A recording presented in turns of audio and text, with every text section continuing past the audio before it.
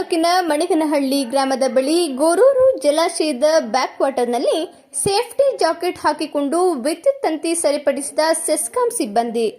ತಾಲೂಕಿನ ಕುಂದೂರು ಹೋಬಳಿಯ ಹಂಚೂರು ಗ್ರಾಮ ಪಂಚಾಯಿತಿ ವ್ಯಾಪ್ತಿಯಲ್ಲಿ ಬರುವ ಮಣಿಗನಹಳ್ಳಿ ಗ್ರಾಮದಲ್ಲಿ ಬರುವ ಗೋರೂರು ಜಲಾಶಯದ ಹಿನ್ನೀರು ಕಾಲುವೆಯಲ್ಲಿ ಮಗ್ಗೆ ವಿದ್ಯುತ್ ವಿತರಣಾ ಕೇಂದ್ರದಿಂದ ಕಡಬಗಲ ಕ್ರಾಸ್ ಮಾರ್ಗಕ್ಕೆ ಹಾದು ಹೋಗಿರುವ 11 ಕೆವಿ ಮಾರ್ಗದ ವಿದ್ಯುತ್ ಕಂಬ ಒಂದರಲ್ಲಿ 11 ಕೆವಿ ಪಿನ್ ಇನ್ಸುಲೇಟರ್ ಕಳಚಿ ಬಿದ್ದು ವಿದ್ಯುತ್ ಪ್ರಸರಣಕ್ಕೆ ಅಡಚಣೆ ಉಂಟಾಗಿತ್ತು.